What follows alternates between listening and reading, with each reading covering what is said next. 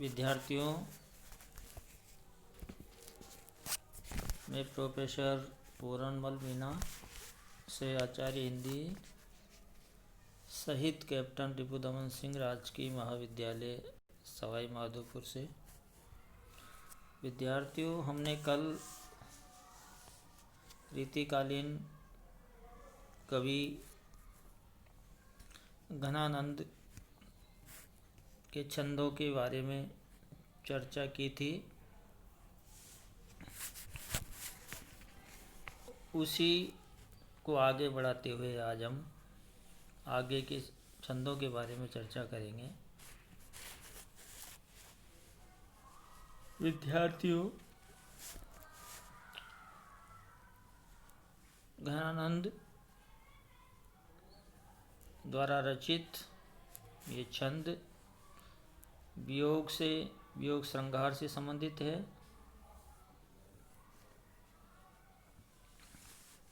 इसमें वीरे की जो पराकाष्ठा होती है उसको बताया गया है।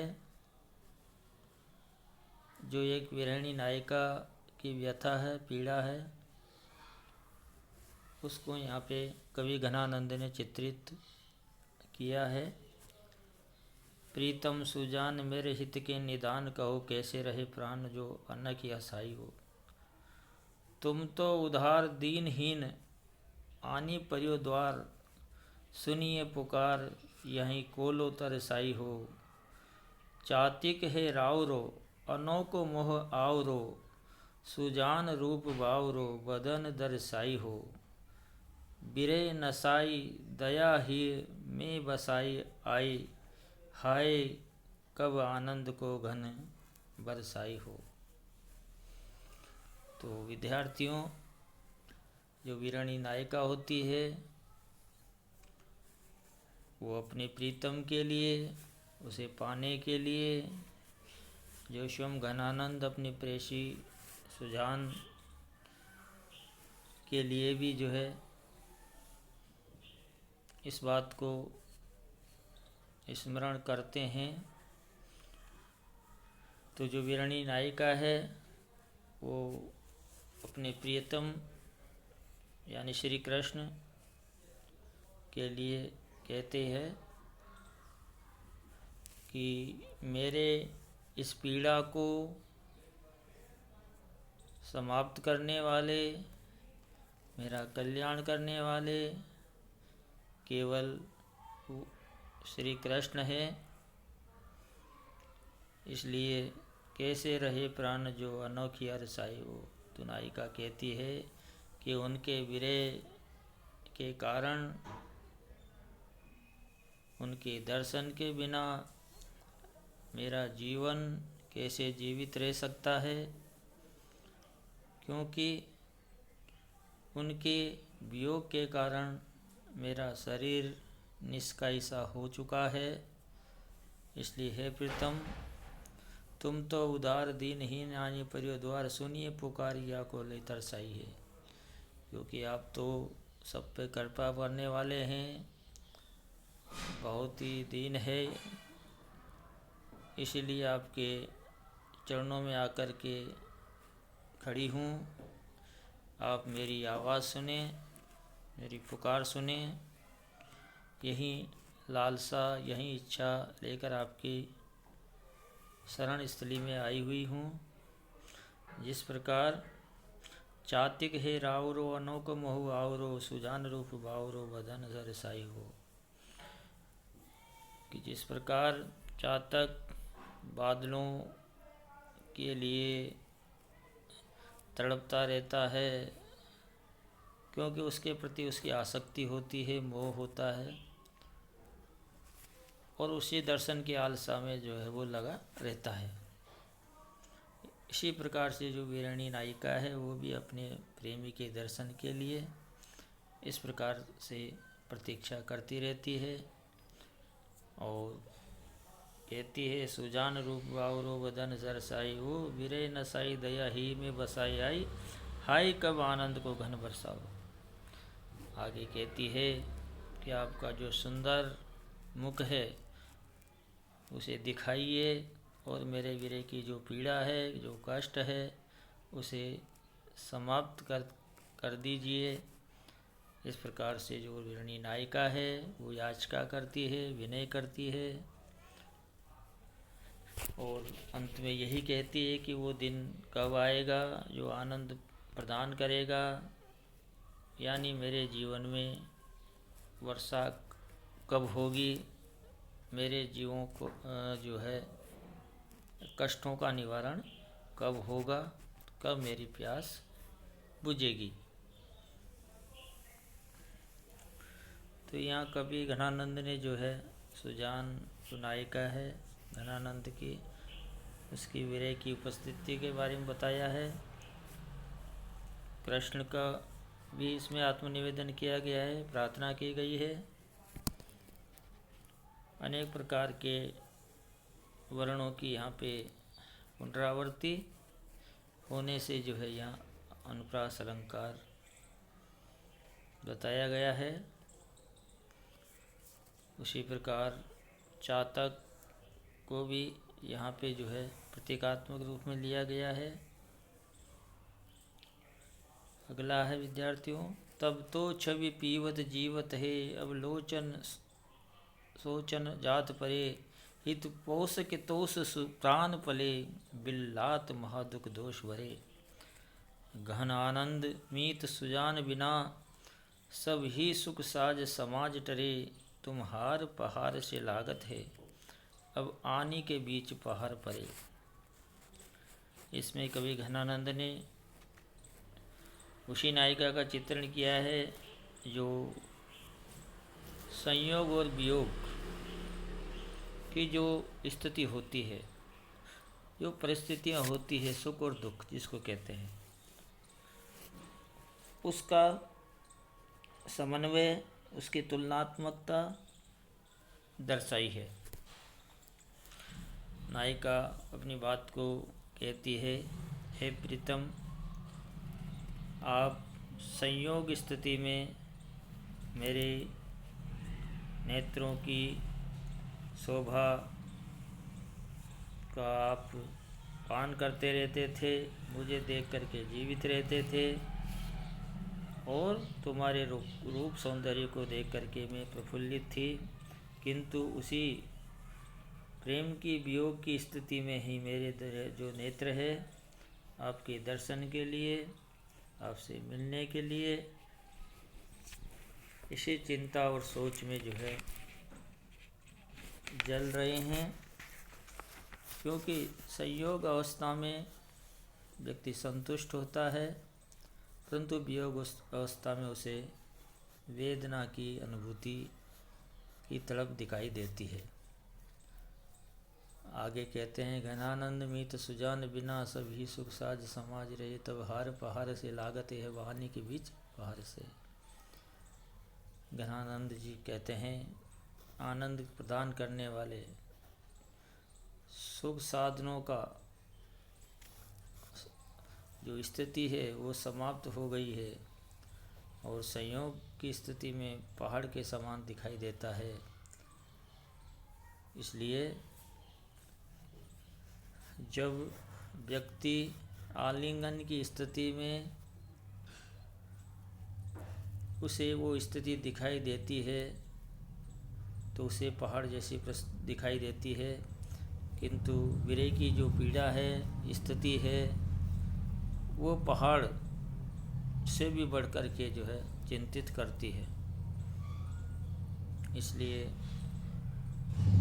कवि कहता है कि वियोग की पीड़ा के कारण अपने प्रीतम से मिलने से जो व्यवधान आया है वो वियोग काल में जो है असहनीय है, उसे सहा नहीं जा सकता है।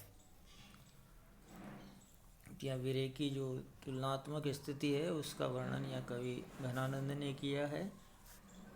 संयोग और वियोग दोनों पक्षों को रखा है। यहाँ पे आपके मुहावरों का भी प्रयोग है। उपमेय में उपमान की संभावना यहाँ व्यक्त की गई है विद्यार्थियों, इसलिए उपमा अलंकार है, अनुप्रास है। और इसका जो है सवैया छंद का सुंदर चित्र यहाँ उपस्थित किया है। पहले अपनाए सुजान सने सो क्यों फिर ते के तोरी जू निर्धार आधार दे द्वार मधार दई गई वाहन बोरिए जू। घनानंद आपने चातिक को गुण बांधिले मोहन छोरिए जू रस पियाए के जाए बढ़ाए के आस विसास में यो विष घोरिए जू। कवि घनानंद कहते हैं कि जब किसी नायिका को संयोग की स्थिति में जो प्रेम का एक आलिंगन होता है, विश्वास होता है, किंतु उसके बाद जो वियोग की स्थिति आती है विश्वासघात माना जाता है। इसलिए जो प्रेमिका होती है इसी बात को अपनी पीड़ा के माध्यम से व्यक्त करती है और कहती है, हे प्रियतम, पूर्व में आपने प्रेम किया, फिर आपने संबंधों को क्यों तोड़ा? क्योंकि पूर्व में यदि आप प्रेम नहीं करते, संबंधों को नहीं तोड़ते, जल की धारा के बीच में ले जाकर के नहीं छोड़ते, तो ये स्थिति नहीं होती। इससे तो अच्छा था कि आप मुझे मेरी बाहें पकड़ करके उस धारा में डुबो देते, क्योंकि डूबते हुए कोई प्रति लोगों की जो भावनाएं हैं वो उसे बचा लेती है। व्यक्ति डूबते हुए को बचा लेता है, किंतु आपने तो सहारा दे करके भी जो है डुबो दिया है। इसलिए प्रीतम, आप एक निष्ठ प्रेमी का प्रेम नहीं छोड़ना चाहिए। जिस प्रकार चातक अपने प्रेमी को प्रेम रस के जाल में रस पिला करके उसकी आशा को बढ़ाकर, इस प्रकार विष नहीं घोलना चाहिए, यानी विश्वासघात नहीं करना चाहिए। तो यहाँ पे कवि घनानंद ने प्रेम निष्ठता की सुंदर व्यंजना जो है यहाँ की है। अगला है, रावर रूप की रीति अनूप नमो नमो लागत ज्यों जो निहारिये त्यों इन आखिन बानी अनोखी अधानी कहूँ नहीं आनी तिहारिये। एक ही जीव हुतोसु तो वार्यो सुजान सकोच ओ सोच सहारिये रोकी रहे न दहे घनानंद बावरी रीज के हाथन हारिये। घनानंद कवि कहते हैं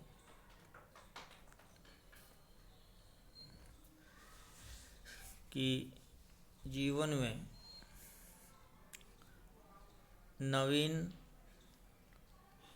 नवीनता होनी चाहिए,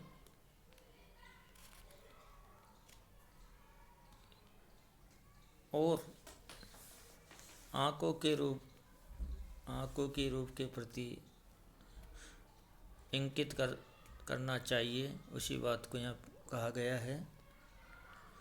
कहते हैं कि रूप की जो गति है बहुत ही अनुपम है, अलौकिक है, क्योंकि जितना उसे देखोगे उतना ही आपको नवीन प्रतीत होगा, नया दिखाई देगा। क्योंकि जो सौंदर्य है वो क्षण प्रति क्षण परिवर्तित होता रहता है, उसमें नवीनता बनी रहती है, और उसे बार बार देखो तब भी आपकी प्यास नहीं बुझती है। इसलिए रूप की गति जो है अलौकिक है। इसलिए आपकी शपथ है, मेरी इन आँखों की आदत भी इसी प्रकार की है कि तुम्हारे रूप सौंदर्य को देख कर के भी कभी तृप्त नहीं होती है। मेरे पास जो एक प्राण था, एक ही जीव तो सुवार्यो, सुजान सको चो सोच सहारिये। रोग रहे न दये घनानंद, बावरी रीजक हाथन हारे। वो कहती है मेरे पास तो एक प्राण था, वो भी आपको निछावर कर दिया। इसलिए सुजान, अब संकोच और चिंता में तुम ही मेरा सहारा हो।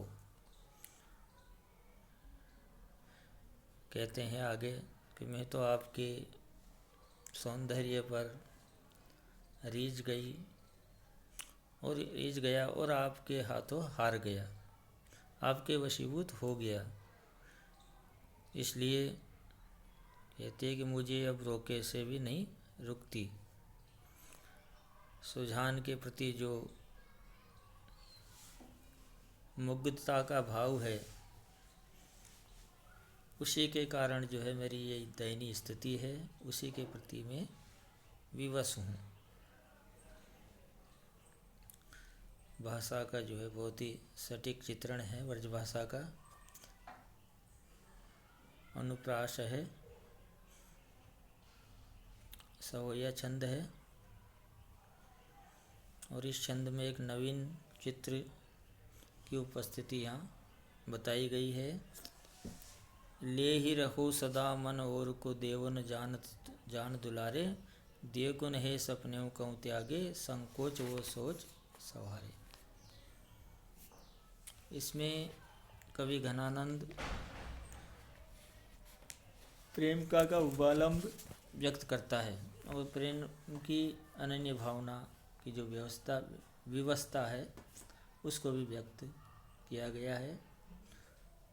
वो कहते हैं, हे प्रीतम, मेरे मन को लेना ही जानता है, अपनी ओर आकर्षित करना ही जानता है, किंतु अपनी तरफ से उसका प्रतिदान करना नहीं जानते और कभी भी कहीं पर भी सपनों में भी नहीं देखते हैं। आज विद्यार्थी इतना ही, बाकी का हम कल पढ़ेंगे।